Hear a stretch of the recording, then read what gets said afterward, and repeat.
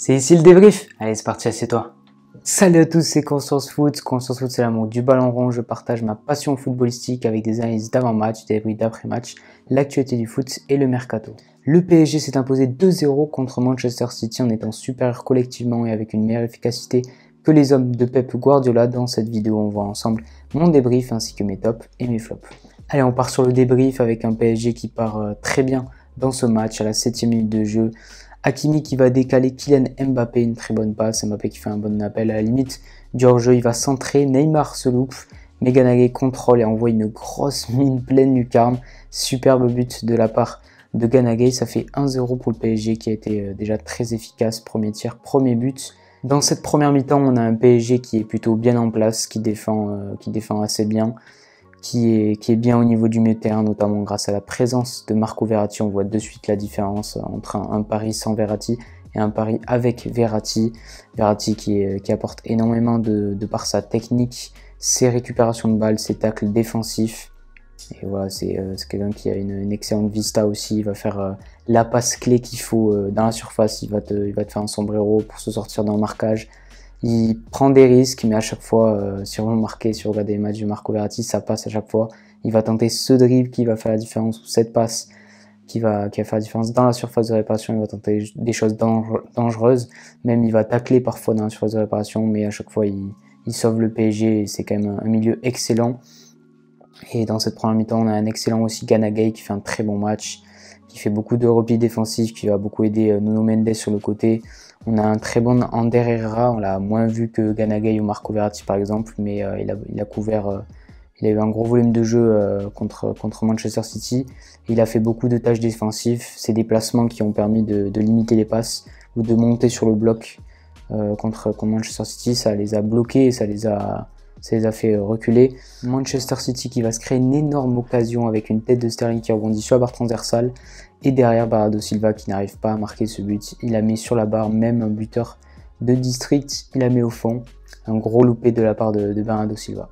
Durant cette première mi-temps, Gio Donnarumma s'est montré décisif sur sa ligne malgré une sortie hasardeuse où il aurait pu dégager des 2 points. Il avait remis dans l'axe. C'était un peu chaud, il y a eu quelques situations chaudes pour Manchester City, le PSG qui avait un peu chaud. Mais ils ont bien su défendre. Ils ont pas tant subi que ça au final puisqu'ils ont concédé...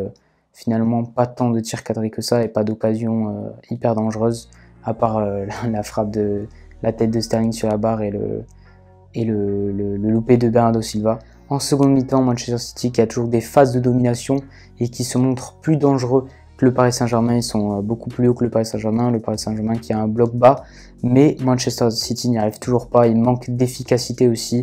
On voit Sterling qui était placé donc en faux numéro 9. On voit qu'il manque un vrai neuf comme par exemple Sergio Agüero pour finir les occasions.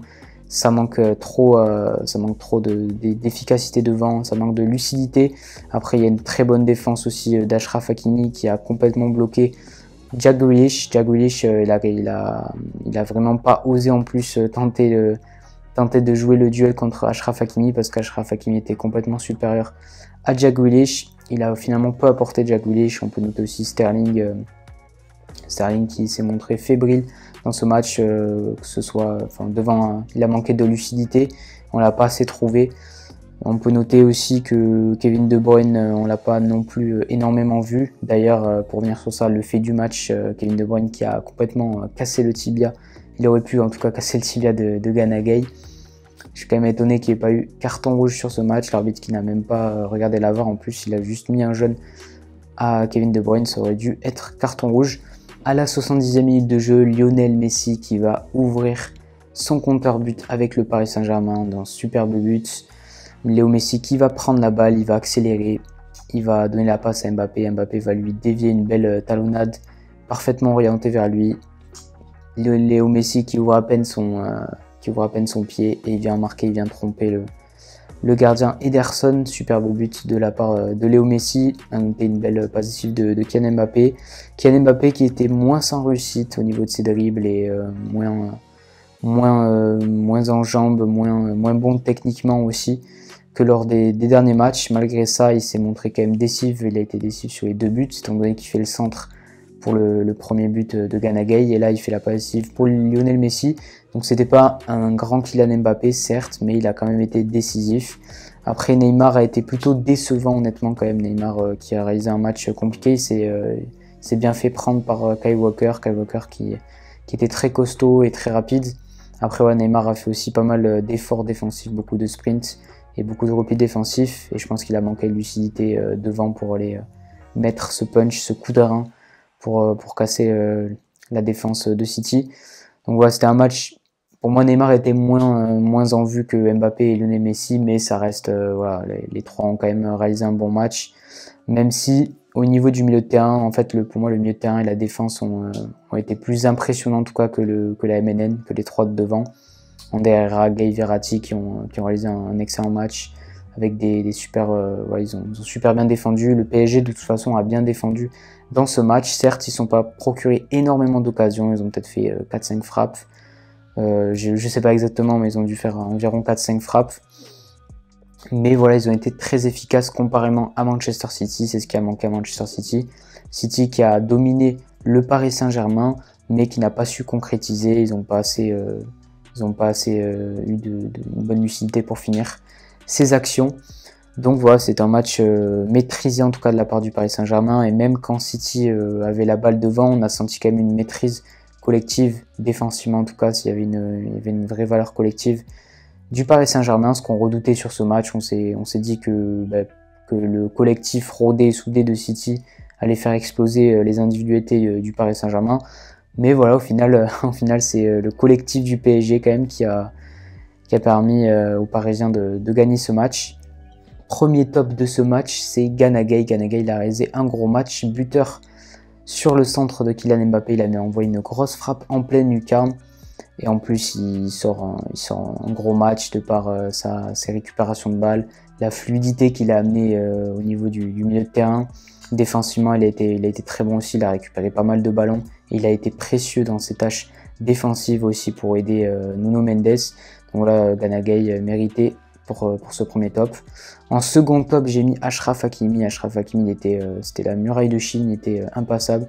Vraiment, il a réalisé un gros match. Il a complètement bloqué Jack Grealish sur son côté. Et en plus, il a amené ce premier but avec une passe pour Kylian Mbappé à la limite du hors-jeu pour qu'il vienne centrer et marquer ce premier but. Donc il a fait une passe clé en tout cas pour ce premier but parisien. Et ensuite, pour le second but, on voit qu'il fait un appel en fait sur le côté.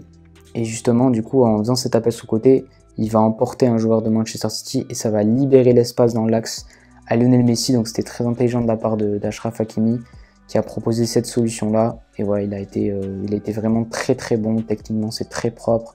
Défensivement, c'était très bon et il a même proposé offensivement. Et il a été un atout majeur, en tout cas sur ces deux buts, il a été un atout majeur pour ces buts parisiens. Donc mérité pour Achraf Hakimi. Mon troisième top, j'ai mis Marco Verratti, le petit hibou italien bien sûr. Marco Verratti, comme je l'ai dit, il est indispensable au Paris Saint-Germain au niveau de sa récupération de balles, ses tacles défensifs, sa technique, ses passes clés, sa vista. Voilà, il n'y a rien à dire sur ça, Marco Verratti est un super joueur. Mon premier flop, j'ai mis Jack Grealish. Pour moi, Jack Grealish, il a été vraiment en dessous de chaque joueur. Mon premier flop, c'est Jack Grealish. Jack Grealish, je l'ai trouvé vraiment pas bon ce soir. Il s'est vraiment fait manger par Achraf Hakimi, que ce soit physiquement, niveau vitesse. Il a pas beaucoup apporté, je trouve pas assez, en tout cas offensivement. Il n'a pas montré tout son talent. Jack Grealish, il a fait beaucoup de passes en retrait. Il a été, bon voilà, après il a bien été pris par Achraf Hakimi, mais il est censé apporter plus, il est censé plus percuter, plus apporter offensivement, plus tenter.